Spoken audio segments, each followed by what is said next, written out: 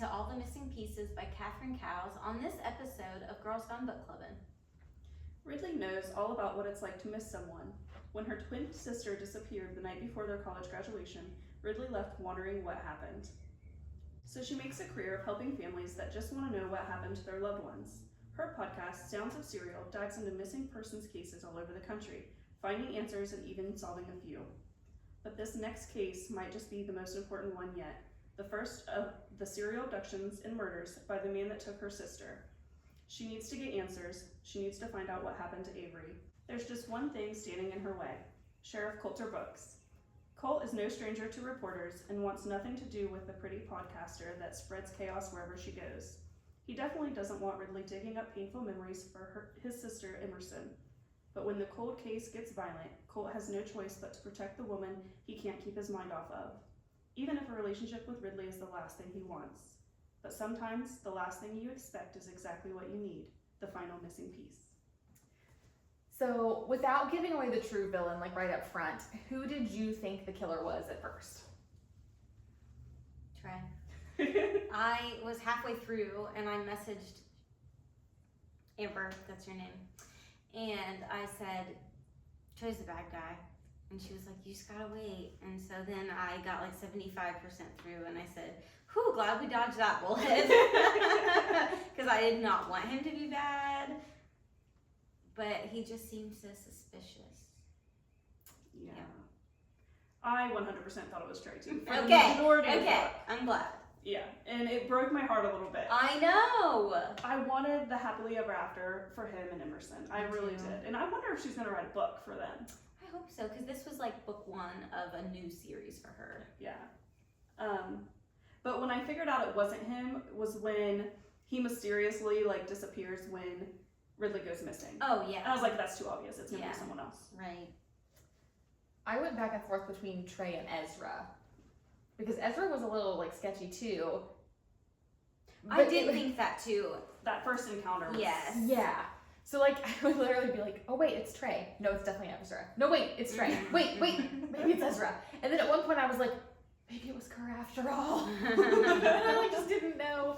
I thought Catherine did a really good job of setting this book up to where it could have been multiple people that were this potential like villain. And then we got to the end and I was pleasantly surprised, right? Agreed. Yes. Did you like the premise of a podcaster solving crimes with her podcast format? I thought it was cute. The story development around her sister being taken and the reason why she started the podcast that eventually led to her healing and her finding love again and just growth as a character, I thought was really good. That was probably my favorite part of the entire book.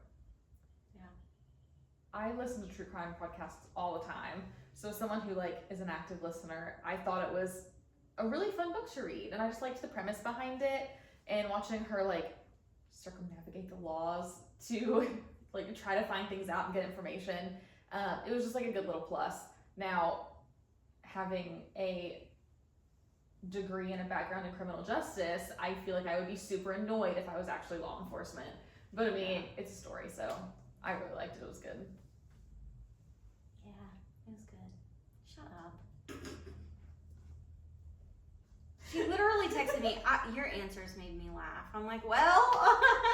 Just because they were so like to the point. Like, well, because I figure if I write it all out, I won't say it. You know what I mean? That's true. Because I need to feed off of other people. Yeah, like I write it out, but then I just pick and choose what I want to actually say. So I get, and I know like you've like winged it during a lot of our podcasts and like did just fine. So I wasn't like worried or anything, but just the way you wrote it made me giggle.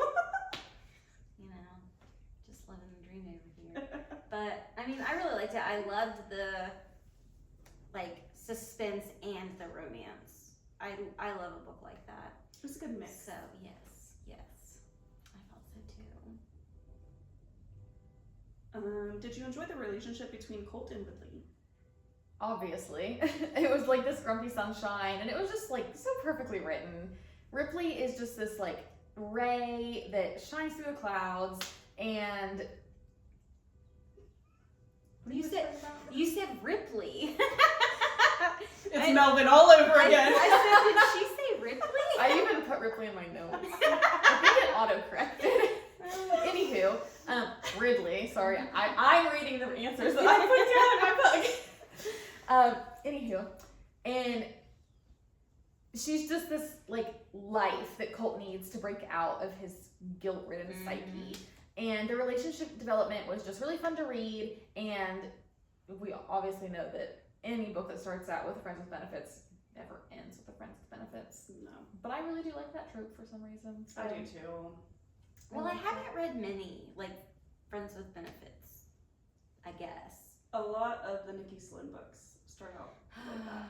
Okay. Yeah, and I kind of feel like a lot of books where you do like this whole fake marriage thing, that's also a form of friends with benefits, because they're always like, well, if we're in this marriage, we might as well like consummate it, but we don't love each other. And then they end up loving each other. So I'm like, that's kind of like... I don't think I've read a lot, any.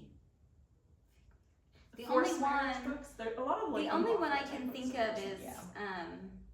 The Paradise Problem. That's the only one I can think of that was like a fake.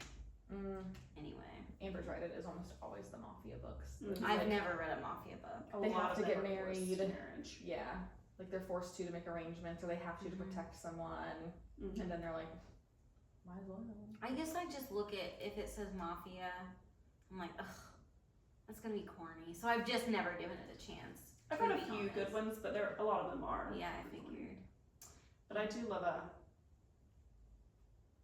touch her and die Oh yeah. type of Yeah. main male character.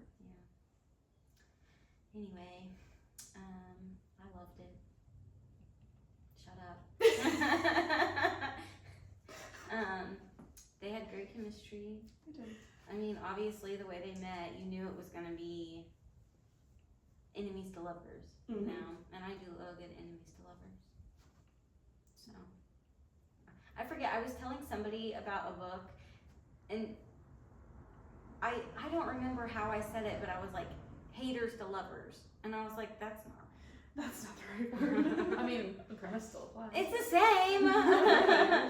Yeah. I loved their relationship in the book. If you give me a book with a romance full of banter, I'm probably going to like it. Yeah. I just love that, and I mean, look who I'm married to. I was gonna say that's very like par for your relationship, so it makes sense. Yeah, yeah. Like I don't know. It's just I like that type of relationship. I adored their nicknames. She calls him Lawman, and he calls her Chaos. I love those Yeah, names. that was really And cute. I am really picky about pet names. I cringe at some of them. Like, I don't want to be called Cupcake or Sugar or any of that BS. My little butterfly. Like, Kitten. Did I you- hate that. I don't remember what book it was, but he called her Kitten. I was Yeah.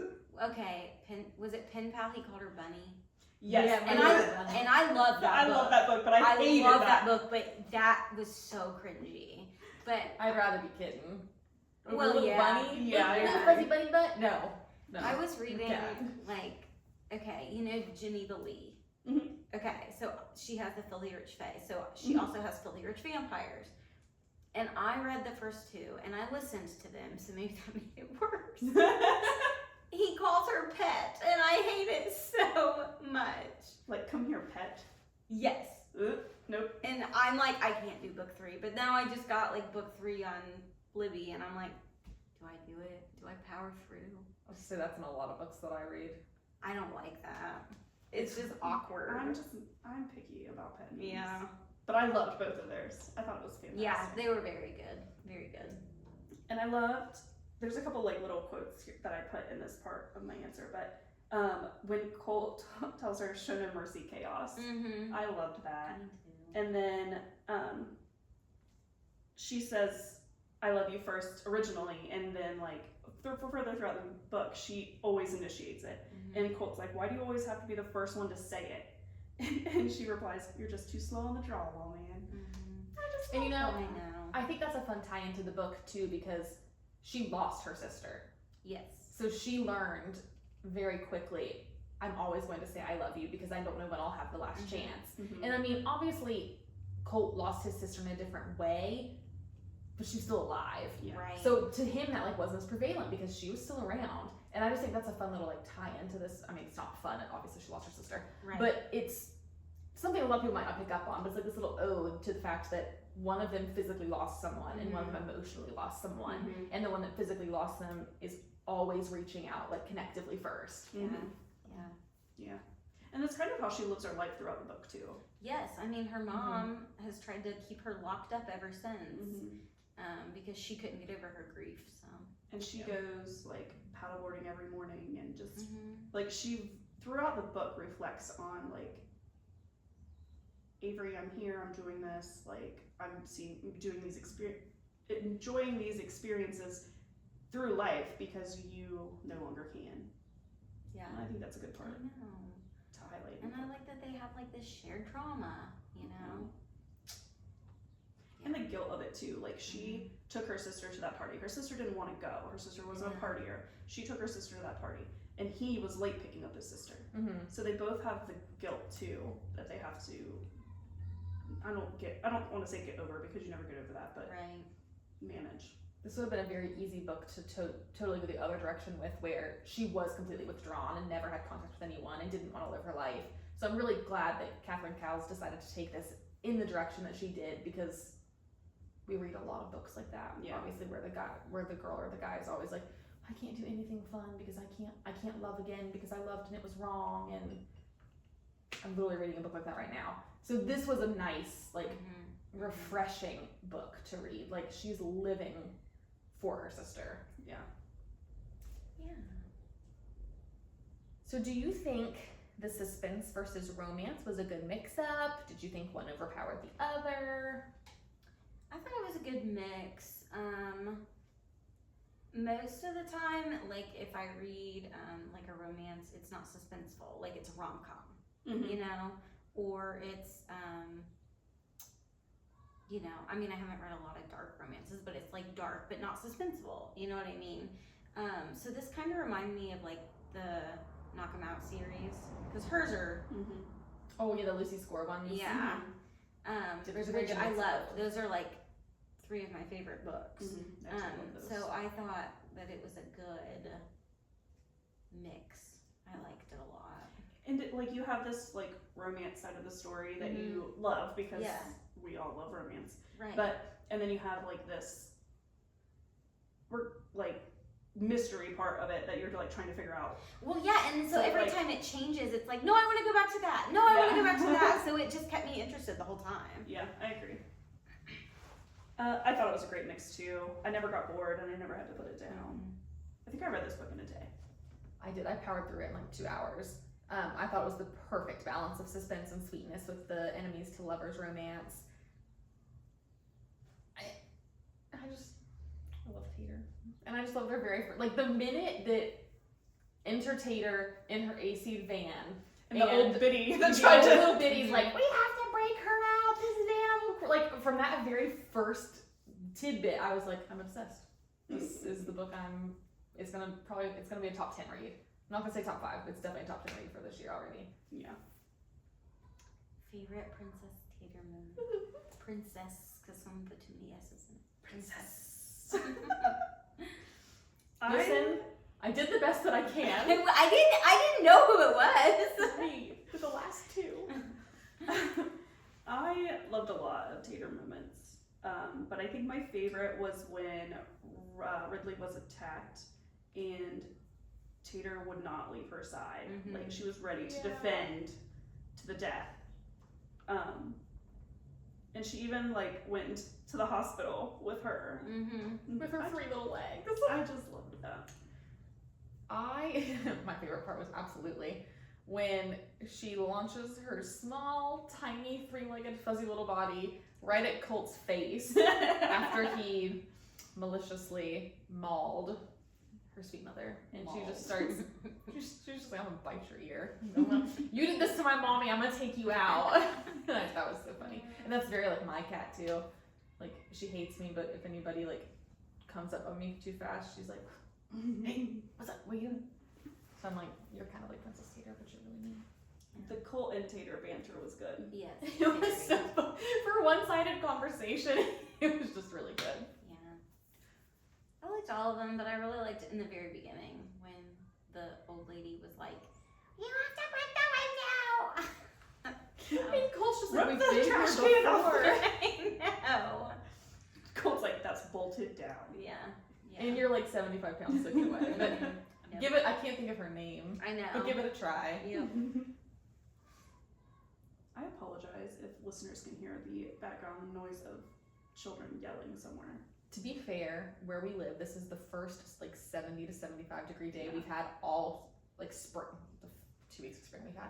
So I'm just letting them live. You know? Yeah, Live like your best life out there. let them free because they've been caged for months. We're excited. We're back in the studio. So let them run. Yeah. Like little banshees. Did you have a favorite supporting character? I wasn't sure if that was the question we were on, so that's why I was hesitant. I mean, Princess Satyr, obviously. But if I surpass the feline variety of supporting characters, I really like Dean. He's like this fun, hip little teenager, and he just wants so bad to be helpful and so bad to just be integrated into this Mystery. Yeah, he's like, I can solve this. I know I can help with this. And then he ends up like starting his own podcast, and he breaks the case on like the drug ring and Kerr. And I was just like, I really like you. You're a lot of fun. You just pop up in like these little moments that you didn't really expect him to. And it was just every scene that he like is in, I was like, that was really good. I really liked that. Yeah, I liked him a lot, and I love that like the community really like once they warmed up to her, they were like, we're gonna help her get away from her piece of crap boss. Yeah. Oh So Yeah. I like that. But Dean was good. It's good people. I want to hear his podcast now. You know. Yeah, right. It was ours. Mm-hmm. I loved the old townspeople, like Norm and Sam, that just like took her under their little grumpy old man wings and was Yes. like, "You're ours now. Like you're our kid now." Yeah. And Celia, the inappropriate comments, and I'm pretty sure she's the one at the beginning of the book that tried to break Tater out of the van. Yes. Yeah, it was Celia. And I just don't feel like any romance book is complete without a crazy old lady. And what was funny She was did it for me. I loved it. at the end we find out she's like with, was it Norm? One of them. One of the old guys. And like I was just like, oh wow, I didn't actually see that happening. That was great. I also didn't mention it, but I really liked the biker guy.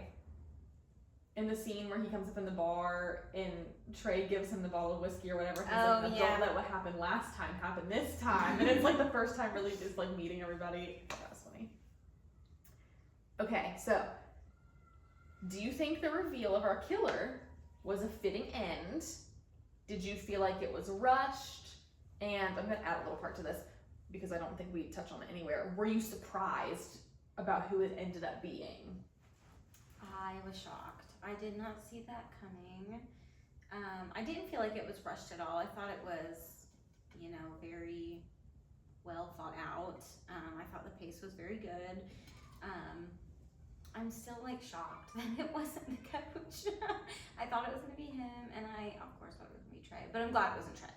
It wasn't Trey. But the coach was still a dirty piece of crap. Yeah. So no, I thought it was perfect. I really liked it. I liked the reveal of the character. I meant the killer. And that it was Solly, her boss. I did not see him coming. I didn't expect that at all. And when she goes into his like van, and he has like the backdrop where he's been Skyping her from New York or wherever, and like the diabolicalness of it all. Well, and the whole like prosthetics. Oh yeah, I he forgot made about himself that. look like That an is old person. so weird. Yeah. Like that's crazy. I just think it was crazy that she knew the whole time that like this is connected to my sister's killing. You know what I mean? Yeah. And the fact that he helped her on so many cases. Like yes. No wonder he was available for her at all times. yeah, He was keeping tabs on her. it was just creepy. Yep. But I did kind of feel like the rescuing of Ridley was a little anticlimactic. I feel like it was just like her abduction, and the whole thing was just build up and build up and build up, and then he gets her, and then like Colt saves her. Like I feel like In like half a page. yeah, I feel like the time frame of when she was taken to when she was rescued was short, but I can understand why it was written that way, because the whole time I was reading that I was like, I just want Colt to get her. I just want Colt to get her. I just want, like, right. so like I understand why it felt a little rushed, but I understand also why it was written the way it was. Sully was not on my bingo card, considering how much she talked to him, because like he was her tech guy. Like he put together all of her podcasts and stuff. So I just did not see that coming. I really didn't. And when you find out like he's been wearing all these prosthesis, and it's just crazy to me. Like it's super creepy. And how he taught himself how to do all of this podcasting stuff and like how to mix I mean, like obviously we did it, but we're really smart and not murderers. I feel like that shouldn't be mentioned. But like it's just like he was so invested in her that he's like, I'm gonna do all of this, and like she's gonna be the good one, right? I took care of these other girls, but she's gonna be the good one that I'm gonna like hang on to. So it's just really creepy. That being said, I thought it was rushed at the end. I don't feel like gypped by it. Like I don't feel like I'm missing anything. But it could have been maybe a little harder for her to get away. Yeah. Like she's just hanging out in there, and she's like, "Oh look, I can flip this out, flip this out. Oh, I'm free." So I felt like that could have been a little better. That was surprising that it was just like, oh, she got away. Especially because he's been doing this for years. Yeah, like you think he would be better at it by And now. someone that like worked so hard to stay in her orbit, he's like, yeah, I'm just not gonna tighten this if it's alright. No big deal. She's gonna love me. It's fine. So I didn't really like that.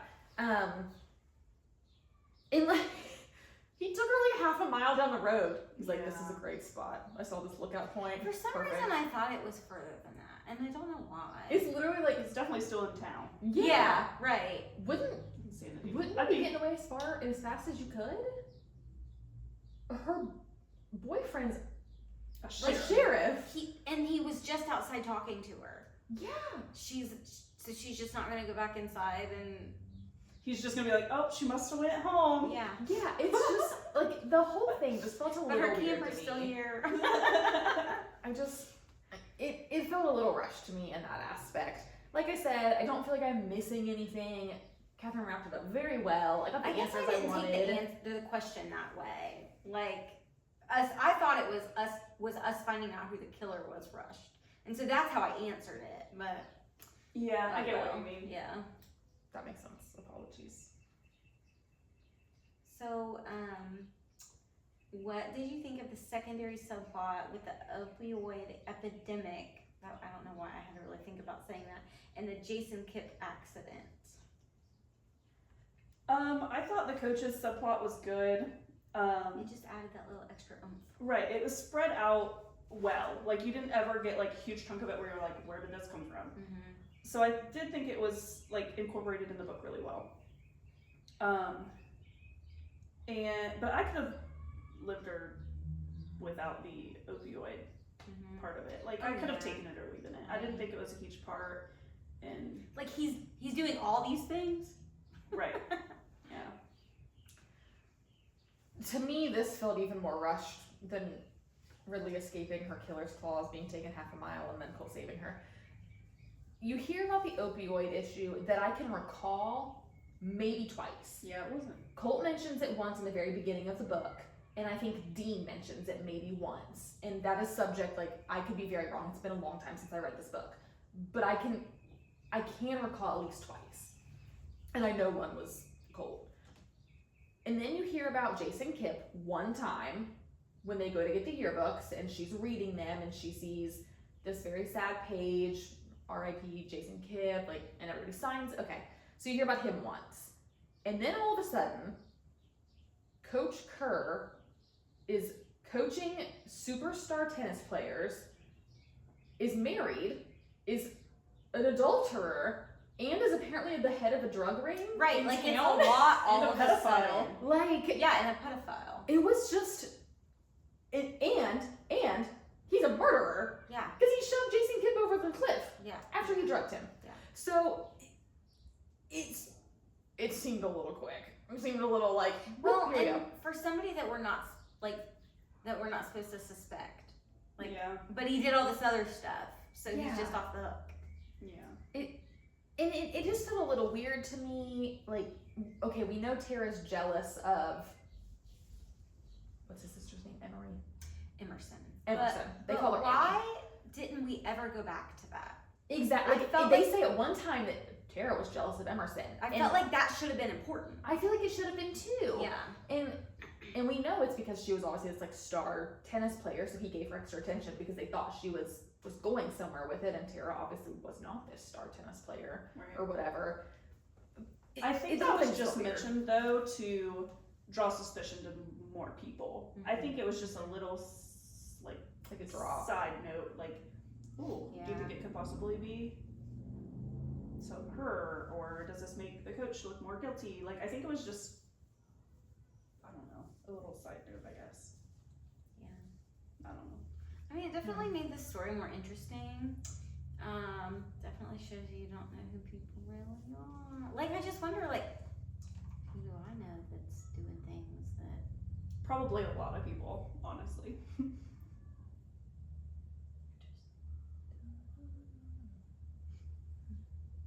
I work in healthcare, so it's a lot. Yeah. Okay. Where are we at? Number 9. What was your favorite theme of the book? Oh, I think mine had to be the courage that it takes to love again after losing someone. Ridley lost her sister, and like we talked about earlier, in a way Colt does as well. And even seeing this like blossoming love between Trey and Emerson, like it's never obviously officially talked out in the book, but you know it's happening. He obviously, like, okay, he's her brother's best friend, but he didn't have to drop everything all the time to take care of her and do her gardening and like all this stuff. And Ridley lost her best friend, the closest person to her in the world, and she feels such a deep level of grief and guilt for being what she thinks is the reason for Avery's disappearance. Because like you said earlier, Amber, Avery did not want to go to the party. Ridley, I almost said the wrong name, convinced her, like, oh, it's our last night as like college seniors, we have to do it. So she feels very, very guilty over this. And Colt, in the exact same way, blames himself for not being able to get to Emerson because he was too busy calling around with his friends and he was late to pick her up and all that stuff. So it takes them together as a team to realize that this moment would have literally happened at any time. They were the victim of someone who was literally insane. So just because Colt could have been on time this time, or just because Avery didn't go to the party with Ridley this time, it did not mean that this man was going to be thwarted. And forever. They knew, like, he stalked people, like, they found out, so they would have been taken. He was ready at any point in time. So they kind of come to that realization together that it didn't change the fact that he's succeeded or wouldn't have succeeded.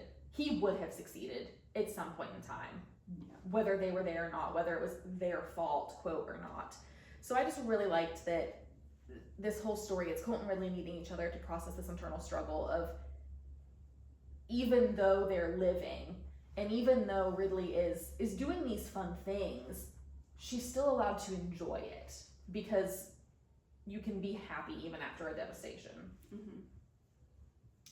Yeah, mine was like just the whole grief aspect where, I mean, her mom just couldn't get over her grief. And she didn't want anybody else to either.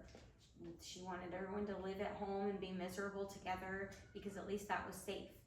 But, I mean, she was just drowning in it, and you could tell her dad is unhappy because of it. She was getting unhappy, so she had to get out and do something about it instead of, just being stuck in that place for the rest of her life. Yeah. In that moment, essentially, like, if you don't move on, then you're just reliving that moment over and over and over again. Also, like, how crazy is it that, like, just all of a sudden they were like, oh my gosh, that guy that came and did, like, a tennis course. I don't know. I just thought about that. Like that guy was never thought of before this moment? Right. Yeah. So, but he was there at that time. Whatever. Yeah. And suspiciously left. I know. Yeah. And, like, not just once, but he did this at multiple places throughout the country. Yeah. Where people went missing. We didn't like that. No. But, I mean, it was still good. I would probably agree. My favorite theme of the book was learning to love after losing someone. Ridley lost her sister, not only her sister, but her twin sister. I can't imagine what that would be like going through as a person, and I've been through something similar. So it's definitely a theme that I connect with. And like I said earlier, I just love the way that Ridley grows and changes as a person throughout his story. Definitely. Overall rating? I give it 4 stars. I did 4.5. I thought it was very, very good. I liked the opioid epidemic and the Coach Kerr sideline. I just wanted a little more of it. Right. So I feel like it was one of those things that needed to be in or out. Like, go all in and give it to us, or just pull it from the story. I So- wonder if it'll trickle into the rest of the series. Is this a series? Yes, think this so. is book 1. What have we done? I said that at the beginning, didn't I? Mhm. Yeah, that's what I thought. I'm gonna repeat Amber. I can't remember everything we talk about. We talk a lot. That was before we started recording. No, I know, but like, never mind. Anyway, I was gonna say 4 stars, but then on Facebook I put 5 stars, so I was like, oh yeah, I have to do 5 stars. Which, I mean, it was very good. I liked It it. was. So 5 stars is good. Sometimes I rate things 5 stars and then we talk about it and I'm like, yeah, that's definitely I 4. I go both ways. Like, Mhm. I'll rate it low, and then I'm like, wait, I like that better Yeah. than I thought I did. And I think it really depends on what you've read around it too. Like, Like where your mindset's at. There's this guy on like TikTok and Instagram, and he is a book talker, and he's freaking hilarious. I love him so much. And he has tried to read Fourth Wing like 3 times, and he was like, I don't know why I DNF'd this. And then he's like, I gave this a bad review, but now I've read it again, and I'm like, this is my favorite book. And I'm like, how? I think that comes back to very much being a mood reader. Yeah. Like, if I'm not in the mood for the book that I pick up, I'm going to DNF it, or I'm going to rate it bad, because it just wasn't what I wanted to read at that point in time. Yeah. So that's why sometimes it's really hard for me, and that's why I read multiple books at one time, because my audiobook might be a fantasy, but my physical book might be a mystery, and then my Kindle might be some rom-com. Yeah. And then, okay, like, yeah, it's kind of weird to read 3 books at one time, but they're all different genres. So if one day I want a funny banter, I'm going to pick up that rom-com, right? And then one day if I really want to have my brain fried because I'm trying to remember what countries exist inside this fantasy, I'll listen to my audiobook. Yeah. So I kind of relate to that. Yeah. I remember I read the Blood and Ash series and loved it, and then immediately after I was done with it, I picked up Court of Thorn and Roses, and I was so disappointed by it. But everyone loved it. But I think it was because I just liked the Blood and Ash series so much that I didn't feel like A Court of Thorn and Roses was as good. So I reread it later, like months later, and I do like it more. But the Blood and Ash is still my favorite. And see, mine was opposite. Like, I read ACOTAR first, so it was like my first fantasy in a long time. So I like jumped in with both feet, and I was like, yeah, ACOTAR. And then you were telling me about Blood and Ash, and we like got the Polygon tickets, and I was like, okay, I'm gonna read it. And throughout the whole series, I was like, oh my gosh, is this ever gonna end? But I feel like if I picked it up right now, I would like it a lot more again. Yeah.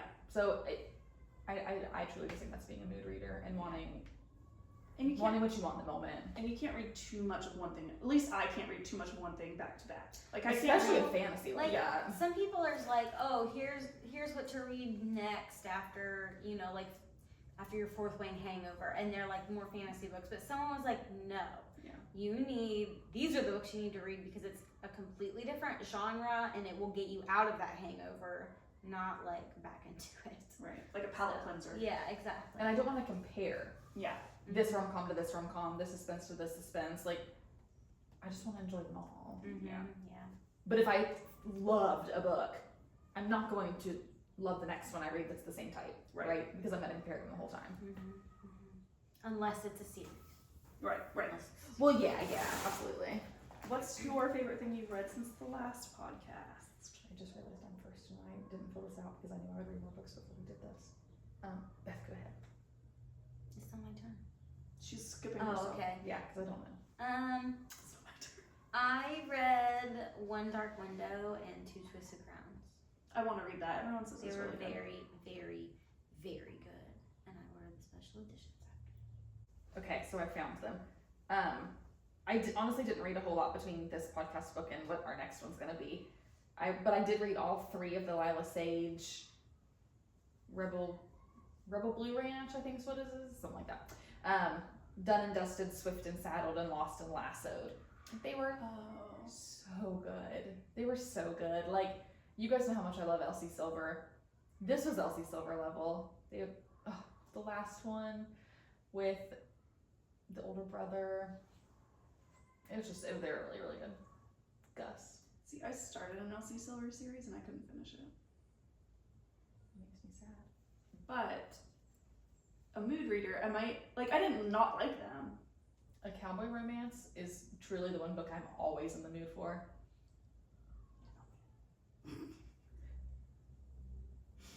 They weren't, like I said, I liked them, I don't know. I mean, there's different books for different people. Yeah. I'm not saying I wouldn't finish the series, I just said I haven't yet.